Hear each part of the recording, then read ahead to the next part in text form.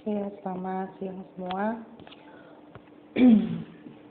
Kita masuk ke materi baru kimia ini ya, yaitu mengenai hidrolisis larutan. Tapi sebelum kita masuk ke core-nya, kita harus bisa dulu mengidentifikasi jenis-jenis larutan garam.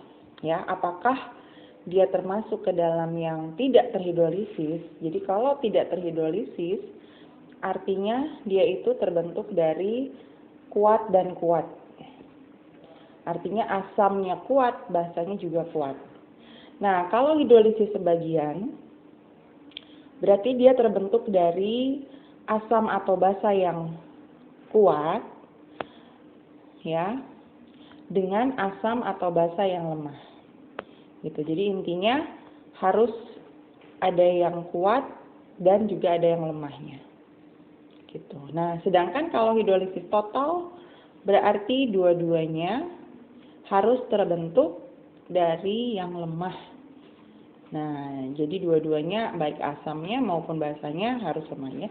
Terus kalau garam itu berarti harus ada dua ya, jadi harus ada asam plus basa di dalam. Nah, nanti untuk tidak terhidrolisis sifatnya akan bersifat netral. Ya, jadi sifat larutannya netral.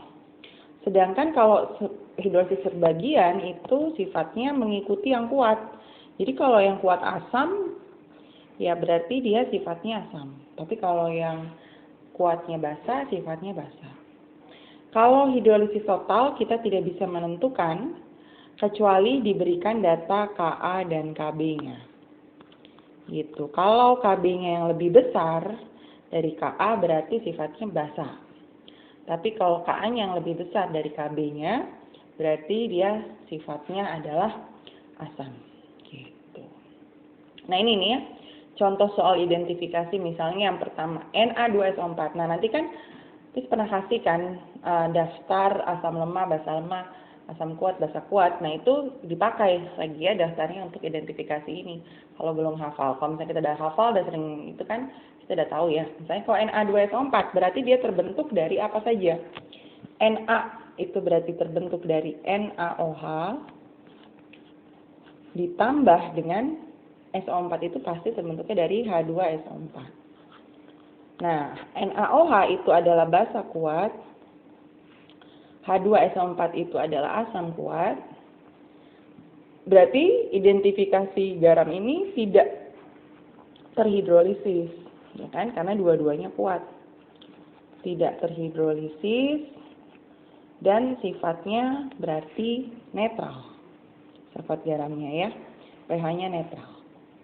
Nah, kalau CaCO3 terbentuk dari CaOH 2 kali plus H2CO3.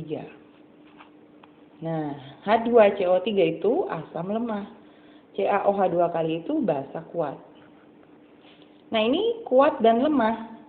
Berarti dia hidrolisis, tapi hidrolisisnya disebut hidrolisis parsial atau sebagian. Nah, kamu nulis parsial boleh, sebagian boleh. Sifatnya, diingat ya, kalau parsial itu mengikuti yang kuat. Nah, berarti yang mengikuti ini. Mengikuti si basanya, berarti sifatnya basa. Nah, nomor 3, CH3COO NH4. Berarti terbentuk dari CH3COOH plus NH4OH. Nah, CH3COOH itu adalah asam lemah. NH4OH juga basa lemah. Nah, berarti dia sifatnya adalah hidrolisis, tapi hidrolisis bukan parsial, yaitu hidrolisis total. Nah, hidrolisis total sifatnya tidak tahu ya, karena tidak diberitahu Ka sama Kb-nya, jadi kita nggak bisa menentukan sifatnya basa atau asam. Nah, nomor 4 kita lihat NH4 2SO4. Berarti dia terbentuk dari NH4OH plus H2SO4. Ya kan? NH4OH itu basa lemah, H2SO4 itu asam kuat. Berarti nanti karena dia lemah dan kuat mengikuti sifat yang asam. Nah, jenis hidrolisisnya adalah hidrolisis parsial atau bagi sebagian. Ya kan? Dan sifat garamnya mengikuti yang kuat selalu ya. Jadi ingat kalau penyangga itu kan ngikutin yang lemah. Kalau misalnya ini ngikutin yang kuat. Ya, kalau hidrolisis berarti sifatnya asam. Tuh. Nah, nanti kalian kerjakan nih, sini ada tabel. Kalian harus mengisi tabel ini. Ya. Contoh misalnya kita kasih ya contohnya. NaCl, asam pembentuknya. Berarti dibentuk dari NaOH dan HCl kan? Berarti pembentuk asamnya adalah HCl. Gitu. Jenisnya asam kuat. Kita tulis AK gitu ya. Nah, bahasa pembentuknya NaCl itu kan adalah NaOH. Nah, berarti ini tulis ya NaOH di sini. Ini isi. Jadi harus diisi semua tabel ini ya. NaOH.